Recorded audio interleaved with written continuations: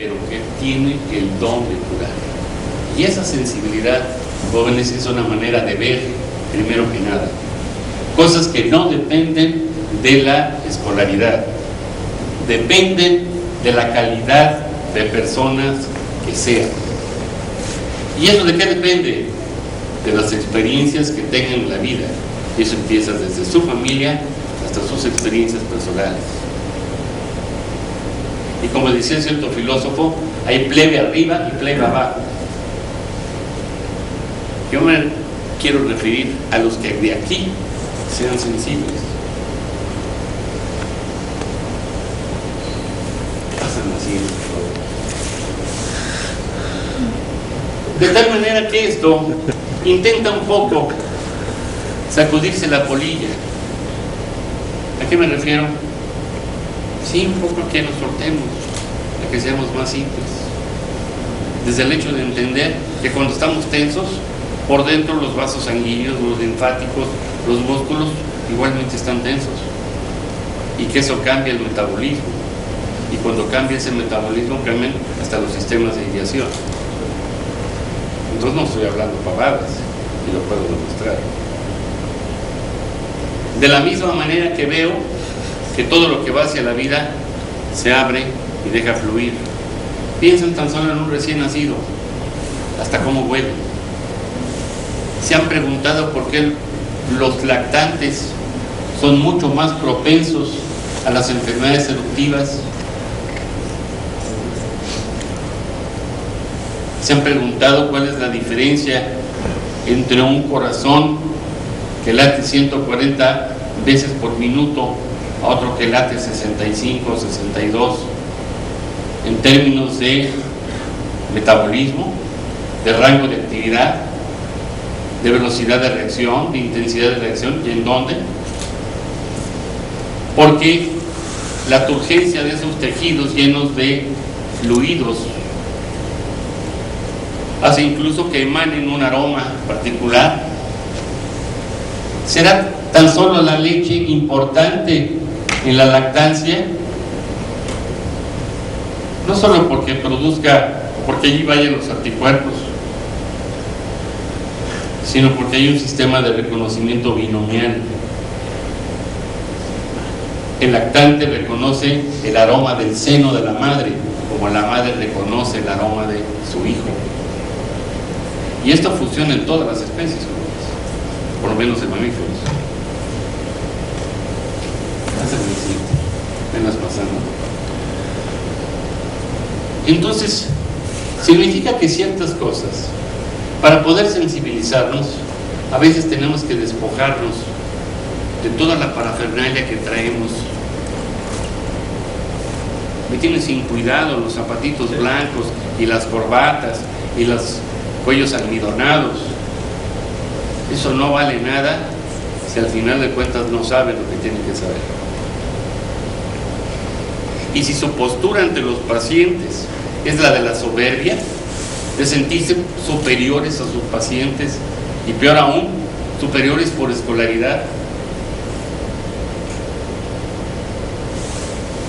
no les puedo decir la palabra que pienso, pero les aseguro que es muy fuerte, porque no es así. El médico que se ponga por encima de su paciente, en muchos sentidos, a la larga ya perdió. El médico que no tenga la humildad para reconocer que existe eso, la humildad como fracción de error que todos tenemos, no entenderá que hasta el día de hoy no hay grandeza sin humildad. Y la humildad no es un agacharse, es un reconocimiento de mutualidad. Yo soy el otro es yo. Conozco, y créanme, porque es cierto, muchos científicos mexicanos, médicos, en diferentes áreas, muy connotados, y sin embargo eso no los hace sabios. Y conozco gente que puede ser iletrada y en su vida es mucho más sabia que muchos eruditos o científicos, porque la sabiduría no depende de la escolarización, depende de la manera de ver la vida, de vivirla, de compartirla. de entender cuál es la epistemología del conocimiento, es decir, cuál es el camino real del conocimiento. Si yo me los llevara ahorita a todos y los subiéramos, qué sé yo, ¿qué les gusta? Cualquiera de los cerros de Tepoztlán, pero no ahorita, a las 11, 12 de la noche y sin luna, y se quedaran allá arriba. Algunos experimentarían tan solo con ciertas ramas que les tocan, ya me imagino los gritos y otras cosas más. ¿Y por qué lo digo? Porque he convivido con gente que a esas mismas horas, sin luz de luna, se puede cruzar en el cerro con otro e identificar quién es y saludarse mutuamente. Gente que no tiene reloj y que cuando se citan con esa gente llega justo a la hora, y el que tenía reloj llegó tarde. Gente que puede saber en un momento dado si va a llover o no y cuándo se va a quitar. Y no estoy contando cuentos, estoy hablando de puros ejemplos vividos. Y muchos otros elementos de conocimiento que van acordes con el medio que nos toca vivir. Por lo tanto, el médico o médica que no es capaz de ponerse en los zapatos de cualquiera, irremediablemente va a fallar en muchas, no quiere decir que todas.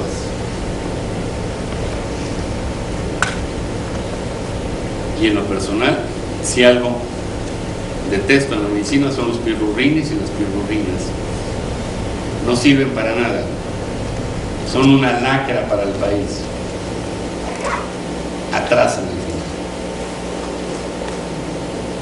Sí, por supuesto que conozco muchos médicos que son buenísimos para cobrar y que se arrastran por cualquier cheque cada 15 días, pero son pocos los que se la juegan por sus pacientes, aún a pesar de que eso mismo pueda significar que los saquen de los hospitales o las instituciones donde están. Por eso precisamente tanto se ha prostituido tristemente el medio médico.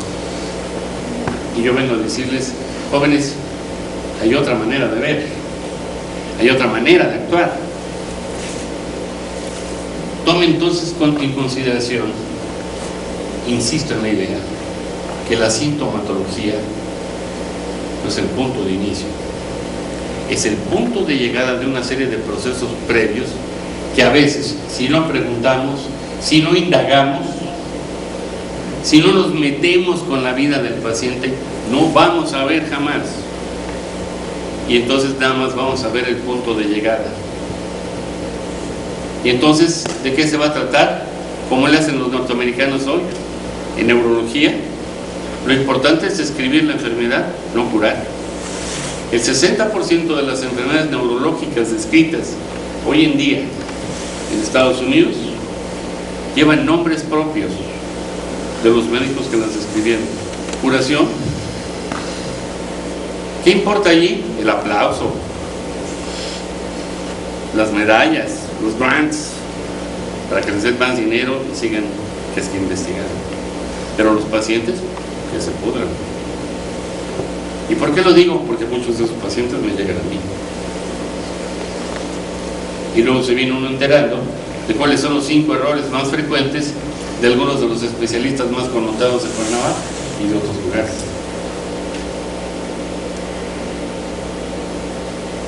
Y a todos nos atraviesa la verdad, a todos. En la naturaleza no hay concesiones, no hay pensiones ni hay jubilaciones. El león puede morirse famélico porque no alcanzó a la presa, pero no va a llegar nadie del sindicato de leones a decirle, no, es una ganancia revolucionaria, aquí vas a tener con qué comer el resto de tus días. Eso no existe. ¿Qué estoy diciendo? Se tiene que luchar hasta el final. Y con eso tiene que ver la salud. ¿Dónde opera la salud? Yo diría donde opera la libertad. Me van a decir, oigan, ¿qué es eso? Donde puedo decir que no a cosas donde invariablemente decía que sí, aunque ni siquiera creyera en ellas. ¿Y dónde termina? Donde comienza el derecho del otro, decían los franceses, y tenían razón.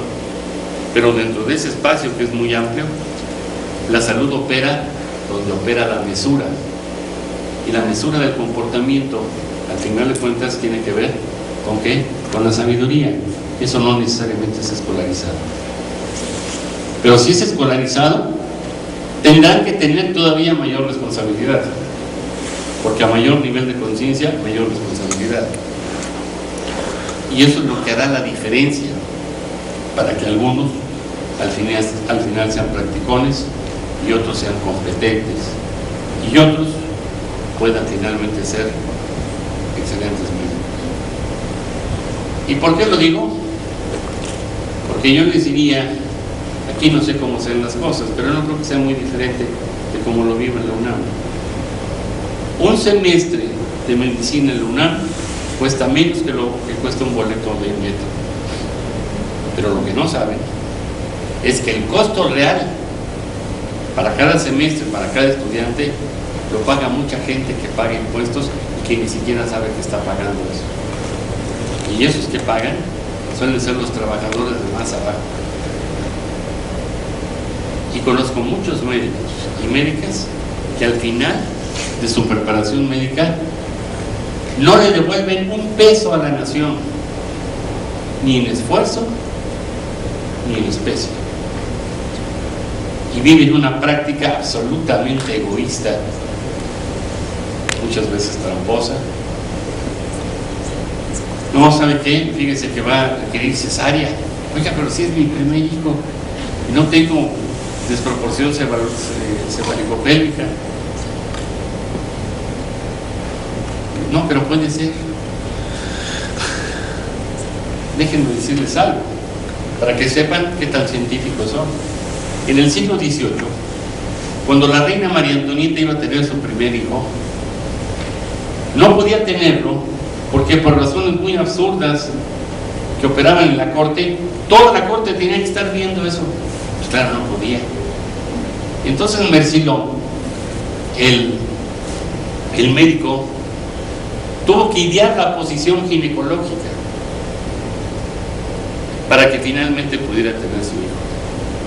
Para inicios del siglo XIX, los ingleses adoptaron la posición ginecológica como la posición científica. Déjenme decirles algo más. En todas las hembras de todos los mamíferos, el parto se establece o de pie o acuclillada, y desde luego en condiciones donde la madre hembra esté en las mejores condiciones de sensación de protección y confianza. Y yo a mis alumnos en la UNAM les digo, especialmente obviamente a los hombres, a ver, ahora pónganse en posición ginecológica, suban las piernas en las pierneras, ahora traten de obrar. No pueden, ¿verdad? Para que vean lo que ya no es tener los serratos, el recto anterior del abdomen, los músculos pélvicos. Y se sienten muy científicos, ¿verdad? Pues déjenme decirles que hay millones de episiotomías que se hacen que no debían de hacerse tan solo por la posición, porque la posición ginecobstétrica es precisamente